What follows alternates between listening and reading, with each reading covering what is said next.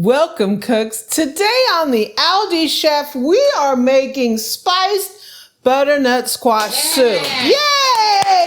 So we have this little series that we do every once in a while where we cook from Aldi. Not just Aldi ingredients, but we cook with Aldi equipment.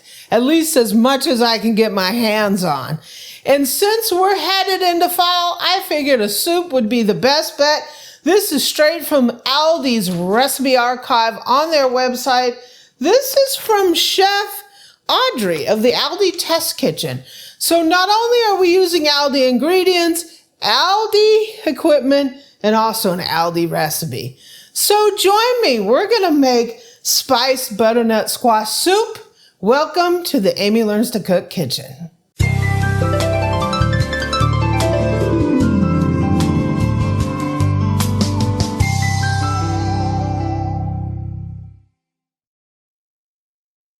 So let's get going on our soup. So I will show you what equipment and what ingredients came from Aldi. First and foremost, we have onions. These are from Aldi. I'm doubling the recipe because the recipe is really made for their 4-quart Dutch oven and I have the 6-quart. And I figured I'd make a little extra so we can have some during the week. Am I using an Aldi knife? No, this is an Enzo. I do have some Aldi knives. Thank you, Mark, for sending me those. There's a big gap between the handle and the metal. And until I find like Aldi brings out a knife that I'm comfortable using, I'm just going to use my regular knives. So we're going to dice up a couple of these here onions. Fresh onion from Aldi. This is not from Aldi, my garbage bowl. The cutting board's not either. No, the cutting board either. I haven't really seen cutting boards there. I've seen wood ones, and I didn't get one at the time. And so this is what we have. You're not really a fan of wood cutting boards. Yeah, I tend to use plastic because I'm a dishwasher kind of girl. When they do get one that I like or I think is decent, I'll grab it. That's one of my challenges, with Aldi, because it's not like, number one, Aldi's a grocery store. So the kitchen equipment they have in the aisle of shame, that's that aisle down the middle of the store, those are just kind of, I don't know, say novelty, but those are like specialized things. So you can't go in there and say, oh, I need this piece of equipment today, and think that you're just going to get it. Because you really have to watch their ads and grow. Whoa! Aldi. Because they don't stock everything. Yeah. And things get popular, and they sell out fast. So as time goes on, my Aldi collection will grow. I actually have a rack down in Pan Room 2 for all my Aldi goods. I will be giving you a tour of that. We are working on the kitchen. And if you don't get things planned on a timely basis, you got to pay extortion prices with your friends to get them. Yeah.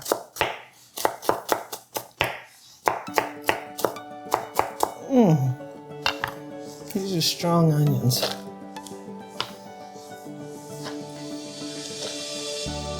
So, I brought out 3 onions because these onions are kind of small, but they're actually doing fairly decently. So, I think I'm just going to cut up 2.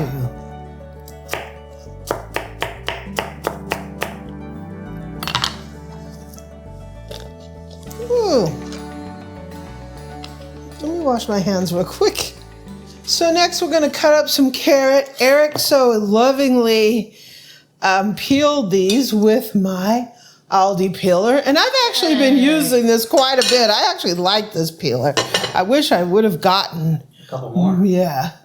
So ultimately, this soup is going to be pureed.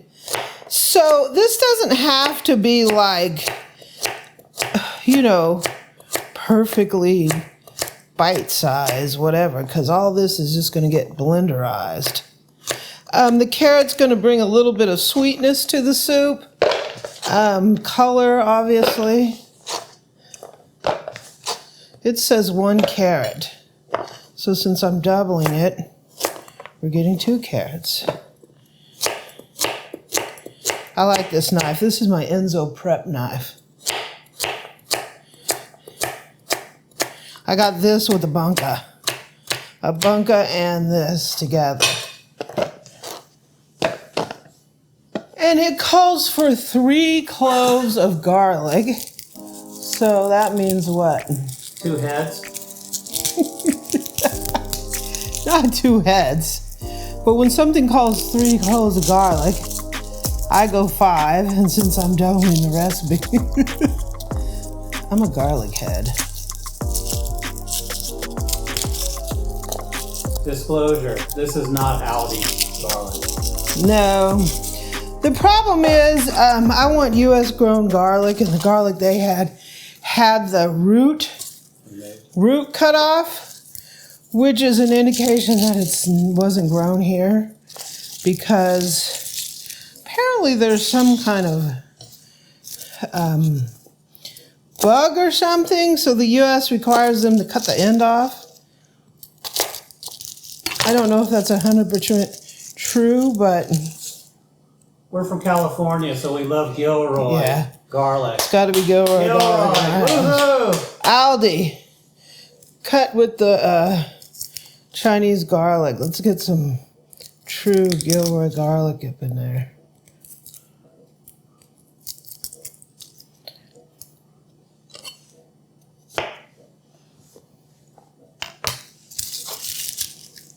Okay, so I did peel my garlic with this little thing, which is not an Aldi.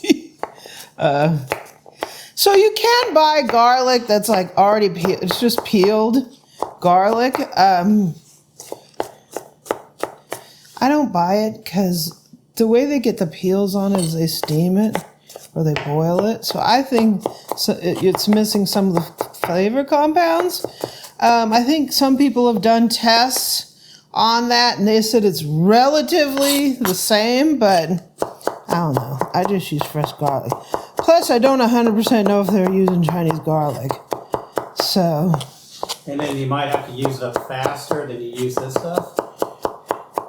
This stuff lasts a while. It's not peeled. Yeah. It lasts in your pantry. It is a kind of a pain. You could have both for those quick meal nights, but have your regular stuff. Just make sure if you get the stuff that's pre-peeled, buy the Gilroy garlic. Don't buy the unbranded, because you don't know what it is.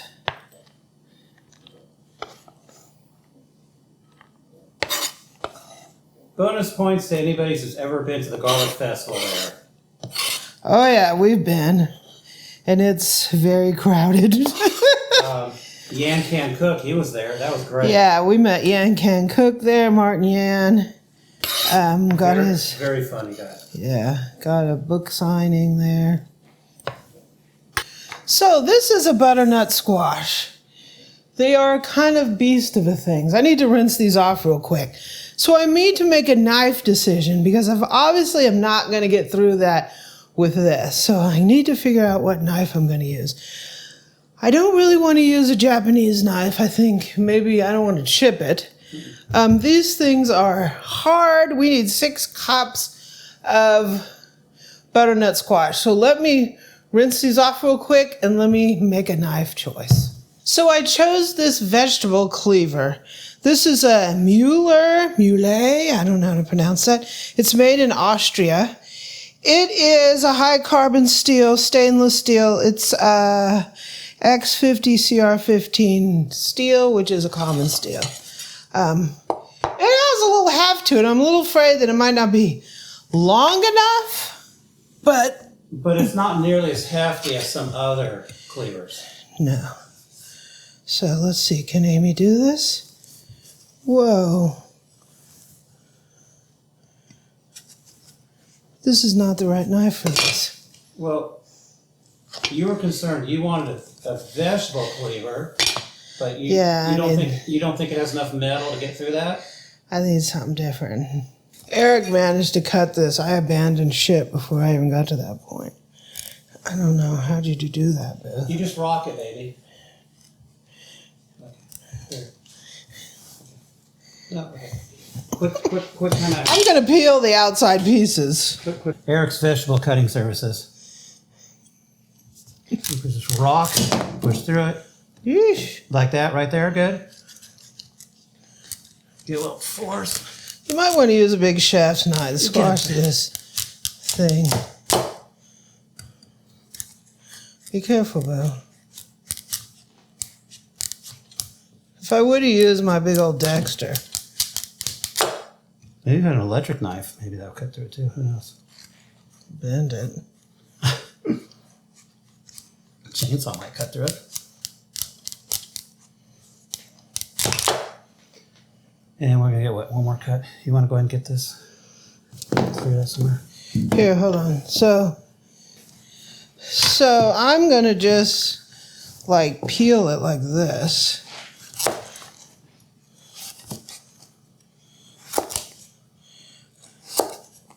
Probably doing this totally wrong, but I'm gonna end up with the same result, right? I mean, should we have taken a potato peeler to it first? Would that have worked? Could have. Yeah, I never really cooked these things before. If any of you guys have experience with butternut squash and you've got great comments, leave a comment, right? We can all learn. Someone will.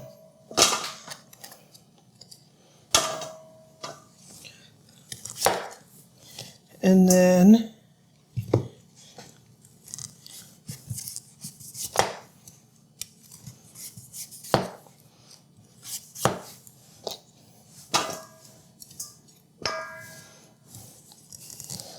gosh dang.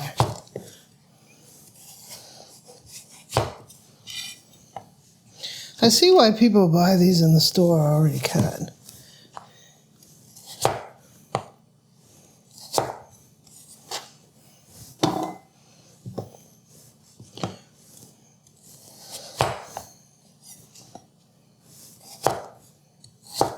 Got the job done.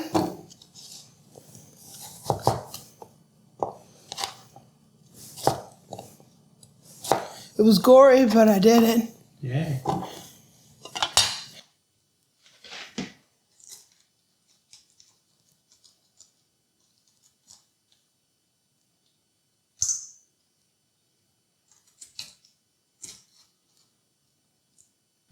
Yay, Boo saved our squash day. So here is all our butternut squash. It's beautiful. So let's get cooking. Okay, we got some olive oil in here going into the pan. We're going to put our carrots in here. And we're going to put the butternut squash. Woo! And we're going to be sauteing these for like 10 minutes to start them softening. Ooh, so this is our Aldi Dutch oven. This is the enamel cast iron Dutch oven. We recently got this one. Aldi dropped like a whole bunch of stuff. They usually do it like week to week on the Aldi finds, but they dropped a whole bunch of stuff. I'll put links to up here and down there to the haul when we hauled these, because we got all kinds of stuff. This is one of the 6-quart enamel Dutch ovens that we got. So let me let these saute for a bit. You gotta warn them that you gotta have it high to caramelize, but you can't have it too high or else you burn this at the fond will burn. So. Yeah, you need to have it a little medium high, but we lowered it because this fond down here is gonna burn. So I'm gonna put the onions in here. Woo! That's been crazy, isn't it? Yeah. I'm gonna put a little bit more olive oil in here.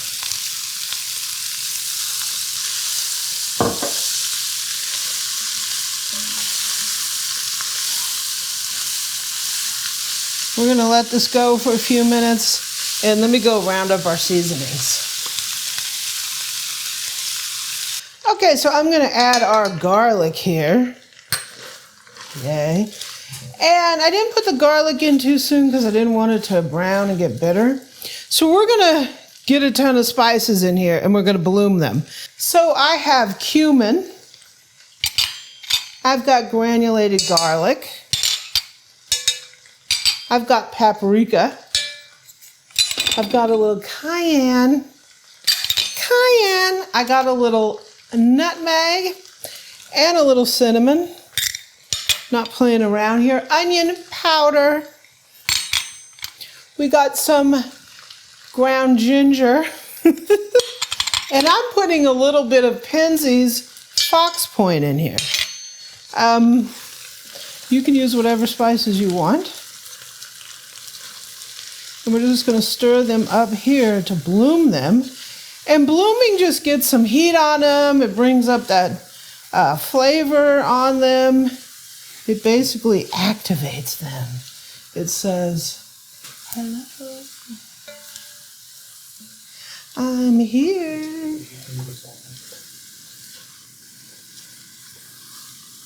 I'm going to go ahead and give us some fresh cracked black pepper. I'm going to season this part to taste. I'm not going to put any salt in here yet because of the chicken broth has salt. So we're going to go ahead and give us some chicken broth here.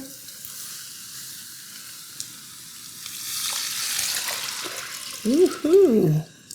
You can use Aldi chicken broth, or I'm using my favorite. More chicken broth. Whoa. Lots of nice flavors going on in this.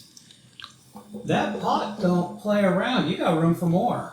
Yeah. You could have tripled the recipe. We could have tripled that recipe. So we're going to let this come up to a really light simmer. We're going to reduce it down to low, and we're going to cook it maybe 10-15 minutes till all these vegetables and those butternut squash is soft. And once that happens, we're going to hit this baby with the Aldi immersion blender. Yay! So when that's done, we'll be back. So the soup is looking fantastic. It smells amazing in here. Oh, yeah. It does. So what we're going to do is we're going to take an immersion blender. I'll put a link down in the description to my favorite one. This is the first time we're using this one from Aldi. So Aldi shelf. Yeah, right? So we're going to puree this soup.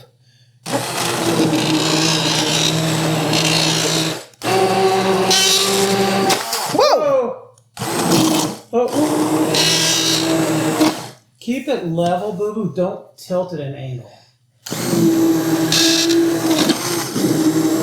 Well, so one of the things I can say about this immersion blender over my favorite one is this has like a really serious downward sucking to it. And I think my other one, it has something that prevents that.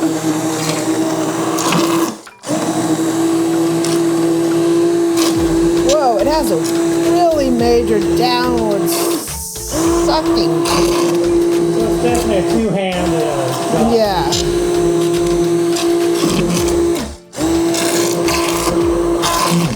This definitely gives me the experience of, you know, the difference between a lower end immersion blender versus a higher end one.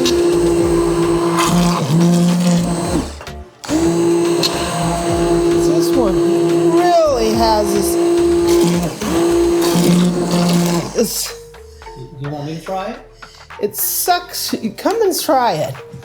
It pulls it down to the base, and there's no, like, some of them have like a plastic or silicone ring at the bottom so you don't scratch the bottom, but this one has such a downward sucking motion. You're afraid the metal's going to hit the pot? Yeah, come try it and you'll be able to, just so Eric can experience that. All right, so what buttons do I hit here? Either one, the top one preferably. Okay. Don't let it hit the bottom. Okay, so.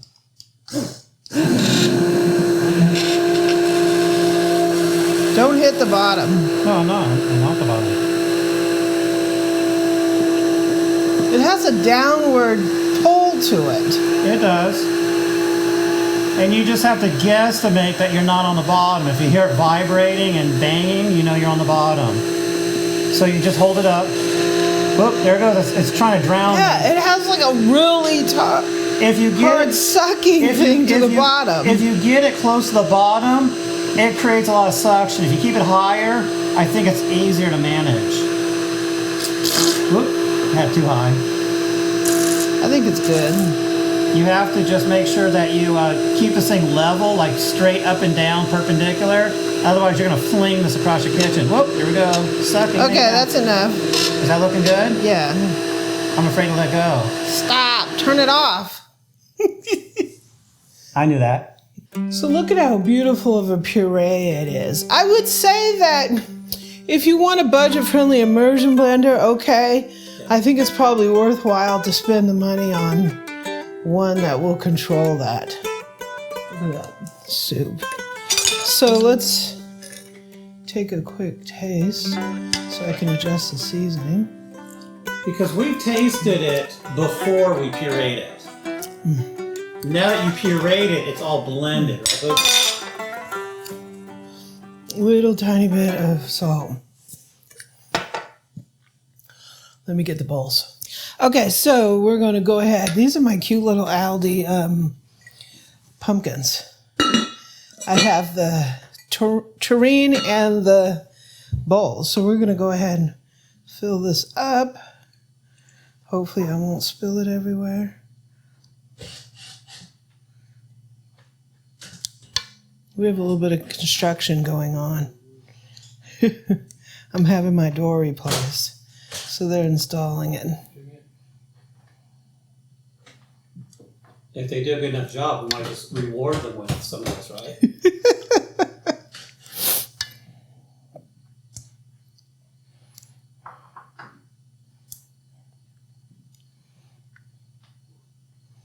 This little pumpkin is so cute. It matches the pot.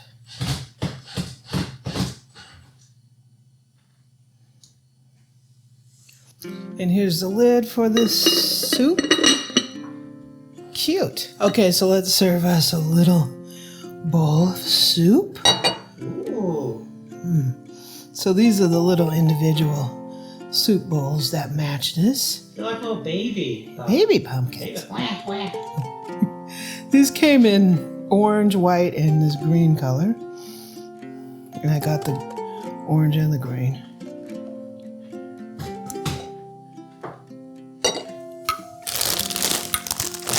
And we're just going to top it.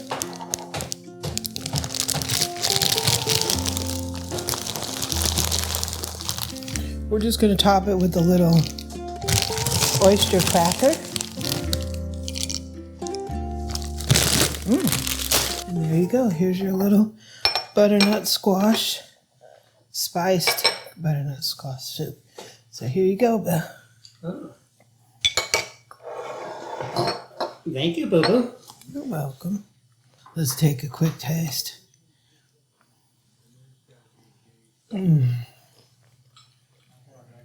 There's so much flavor. The creaminess. I'm getting a lot of cumin. And we're getting pepper. Yeah, the other balances out. The cayenne is a little toasty. Well, you have cayenne and you have black pepper, so they're doing what they do. But so you can reduce the cayenne if you want. But you got the sweetness. Yeah, from the carrot, I think. Well, you have a lot of things. The cinnamon is not overwhelming at all. No, it's fantastic. So I'm going to go finish my soup. I hope you enjoy this. I'll put a link to the recipe. You will absolutely love this soup. Great. It's perfect for cold winter day. It's even perfect as now fall is approaching. A little warm, a little cold, a little spicy. It's fantastic. Thanks for joining me.